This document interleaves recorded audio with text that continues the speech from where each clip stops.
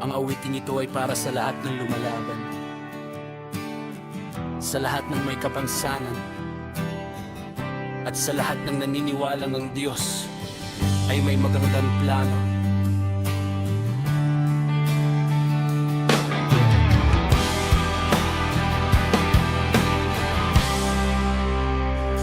Ako'y isinilang na may kapansanan, hindi makalakad. Noong ako'y musmus, maraming tanong ang bumabagabag. Bakit ako naiiba? Bakit hindi ako tulad nila? Habang ang ibang batay malayang tumatakbo sa lansangan, hindi ako makalaro tulad ng karamihan. Apat na sulok ng bahay ang aking naging mundo. Lamang tahimik kong pinagmamasdan ang buhay sa labas, habang ang puso ko'y naghahanap ng bukas. Ngunit kailanman hindi ko sinisi ang may kapal. Sa halip ay naniwala akong may layunin siyang banal. Kung bakit ako nilikha ng ganito ang anyo, siguro'y may misyon na higit pa sa alam ko. At dumating ang araw na binuksan niya ang aking isip. Mula sa kanyang salita nagliwanag ang aking daigdig. Ang bawat pagnaha ay naging gabay ng buhay, hanggang ang pag-asa ay tuluyang sumilay. Hindi hadlang ang kapansanan kung ang puso'y marunong mangarap. Hindi hadlang ang kahinaan kung ang Diyos ang nagbibigay lakas. Kapag ang mundo'y nagsasabi Hindi mo kaya, ang pananampalataya ang sumisigaw. kaya mo yan. Dahil ang Diyos Ang gumagabay sa bawat hakbang.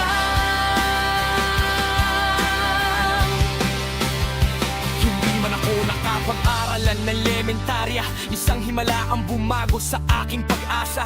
Natuto akong bumasa at sumulat ng mag-isa. Sa Biblia ko unang nakita ang liwanag ng pag-asa. Unti-unting nabuksan ang aking kakayahan sa pagsusulat ng awitin at pagpipinta ng larawan. Ng sining ang naging sandata ng aking buhay, patunay na may biyayang inilaan ng may kapal.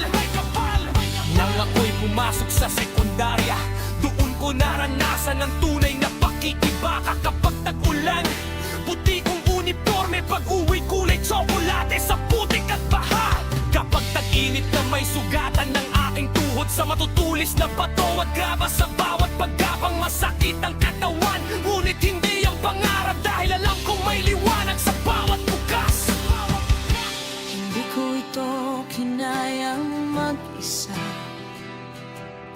May mga gurong naniwala sa akin. May mga kaklaseng umalay.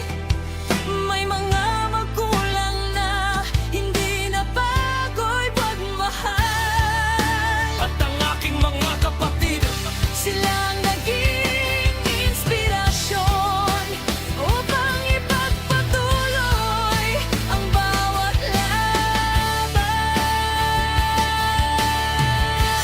Diyos, laban. mabubuting kaibigan.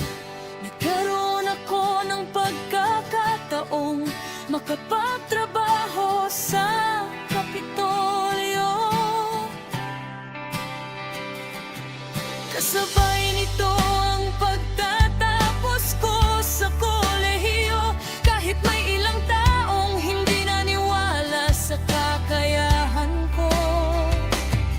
May mga gurong walang malasakit, ngunit mas marami ang may pusong mapagmahal. Sila ang nagturo na ang tunay na edukasyon ay hindi lamang nasa libro, kundi nasa pagmamalasakit sa kapwa. Hindi hadlang ang kapansanan kung ang puso'y marunong lumaban. Hindi hadlang ang kahirapan kung may pananampalataya at pagsisikap. Sa bawat luha ay may bagong pag-asa. Sa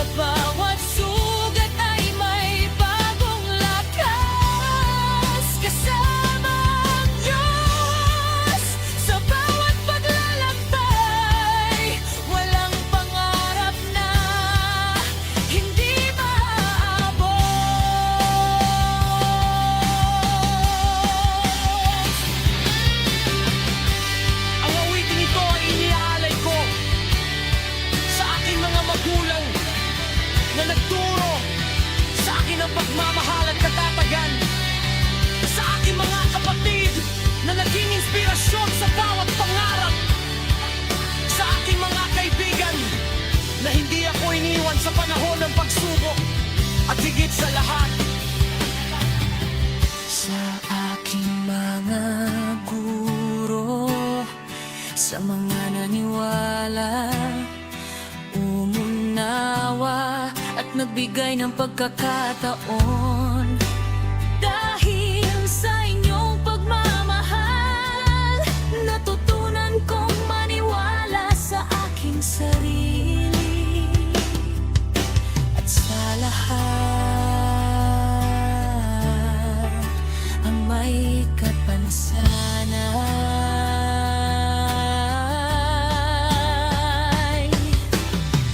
Huwag mong hayaan ang iyong limitasyon ang magsabi kung hanggang saan ka lamang.